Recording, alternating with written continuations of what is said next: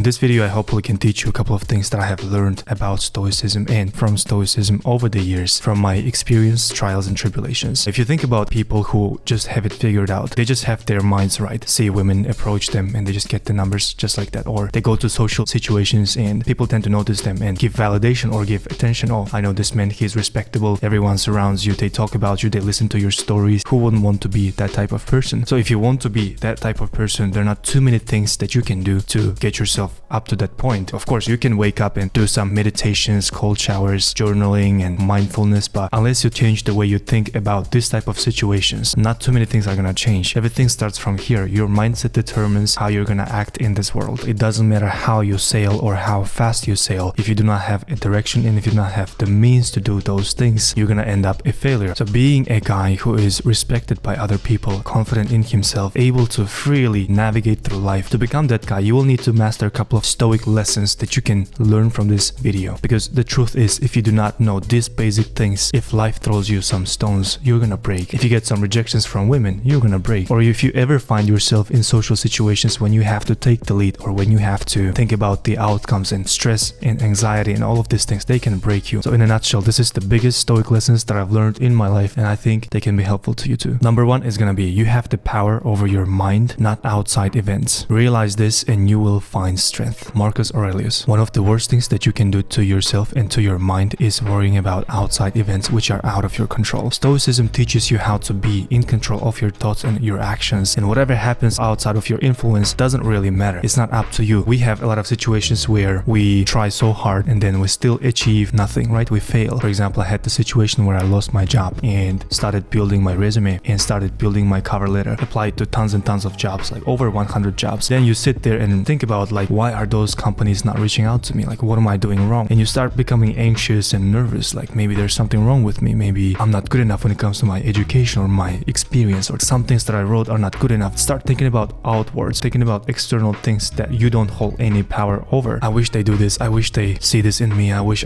Start thinking about all these consequences which are really outside of your control. So what Stoicism teaches you is that you have to do everything that is in your power to do what you can do and not focus on the things which are outside of your influence. If I sit there and worry about those companies and if they reach out to me or not, or will they like me or not, this is really nothing that I can do. Of course, I can try to create a good impression. I can try to create the best resume possible that I know of, and I can write the best letters. But if they don't reach out to me, what the hell am I gonna do? So should I just sit there and worry about those things, or should I leave it to them, leave it to universe, leave it to God, leave it to fate or circumstances? Now notice this. Marcus Aurelius said, realize this and you will have strength. This is kind of paradoxical because what he is asking you to do is, do not try to do too many things. Do not try to overcomplicate, over worry about things which are outside of your influence, outside of your decision making and outside of your actions. So we are not trying to kind of expand and become bigger and stronger. We're downgrading or maybe downsizing ourselves. We're downsizing the area of influence that we have. What I'm gonna do is the maximum that I am able to do. But whatever happens after that, right beyond that, I'm kind of like useless there. So when you realize you are only this good and some things are just outside of your influence, outside of your expertise, that's when you realize the real strength. Number two Stoic mindset that can help you in your life with relationships, problems, and any other things that you face is a quote by Seneca, which says, we suffer more in imagination than in reality. The reason many of us propagate meditating and propagate being in the present moment and fully feeling life, fully feeling all the emotions, failures and losses and wins, be mindful, meditate, all of those things promote only one thing, and that one thing is to be in the present moment. If you are not in the present moment, you are not living life, because the essence of life is very simple, and it's to simply enjoy the passage of time. If you enjoy the passage of time, you are living. If you are worrying about future moments and some things that are gonna happen and some things that might go wrong, those things which do not really bring anything to you in the present moment, because of those things we suffer more, because it's imagination and we are not living the reality in a full blast. I can relate to this too. Like usually when you have some problems or some gut feeling that something's about to go down, you start worrying about this. And so biologically, if you think about this, why do we actually worry? There's a very good simple explanation for why we worry. The reason for that is our mind prematurely starts thinking about bad things that can happen in the future because we have a gut feeling or we have some negative news. We start thinking about those negative feelings that we're gonna have in the future, so that when we are in the future, when that time comes, we are gonna be ready for that. In a way, it's a very much of a survival instinct that our mind adopts in those type type of situations, you are trying to build muscle and lose fat. Our brain, our body, they are in correlation and they know what is best for us. And so they know that what is best for us is actually fat, because fat does not need energy. Fat is energy itself. If you have stored fat in your body, that means you have extra resources, extra things that you can take from in case you don't have any food, in case you don't have any nutrition and any resources. So naturally what our body does is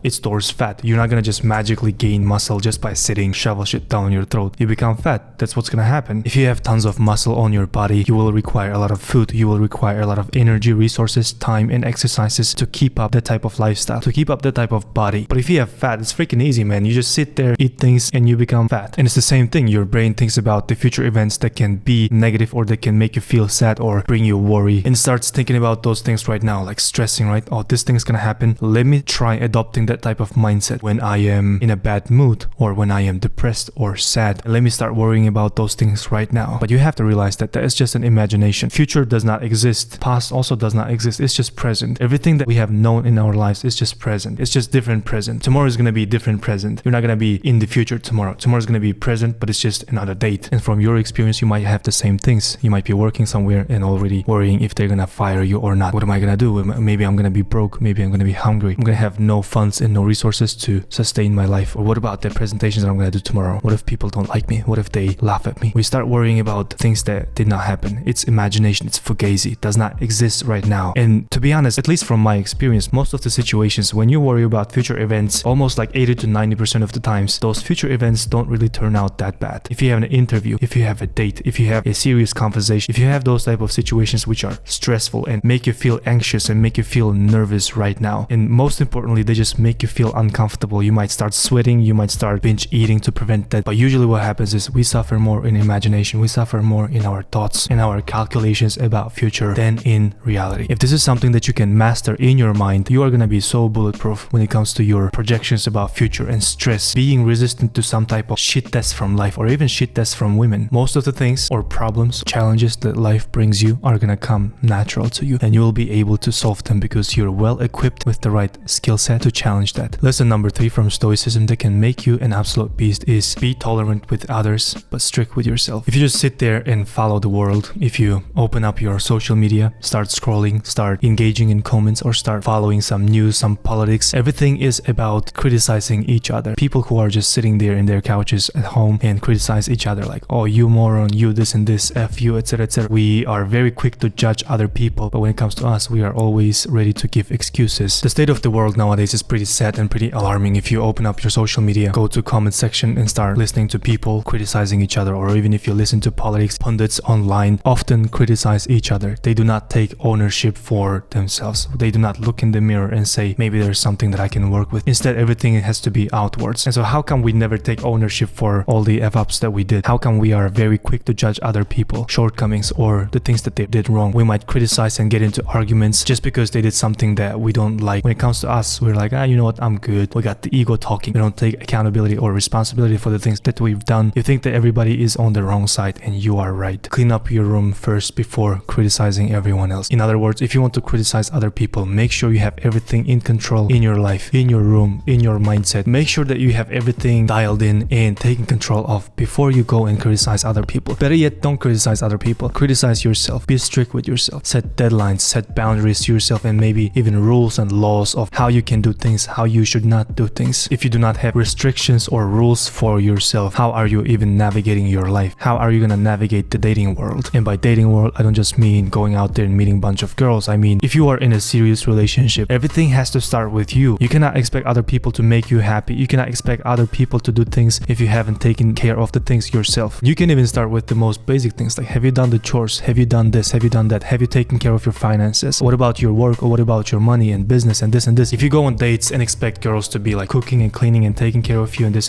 and beautiful, etc, etc, what about you, man? Are you that guy? If we're being materialistic and talking about numbers, are you at least 7 or 8 or 9 out of 10 or 10 out of 10? Are you making those things happen? Are you taking care of your body? Are you taking care of finances? If you're not willing to be strict with yourself and be critical of the things that you do, how are you even expecting yourself to become the best version of yourself? How do you expect yourself to grow and develop and become the man that you always wanted to be? Then that's what you have to do. That's what you have to focus on. Be strict with yourself before jumping into conclusions about other people. These 3 Stoic maxims or principles that I have learned with experience and age and trials and tribulations taught me how to overcome many obstacles in life and how to be zen in times of stress, in times of anxiety, most importantly. So let this video serve as an evidence or maybe a call for you to become a Stoic man so that you are well equipped for challenges in life, or you are well equipped for shit tests from life, from women, from anything that can happen to you. If you like this video, hit the thumbs up and subscribe to this channel. I will see you in the next one.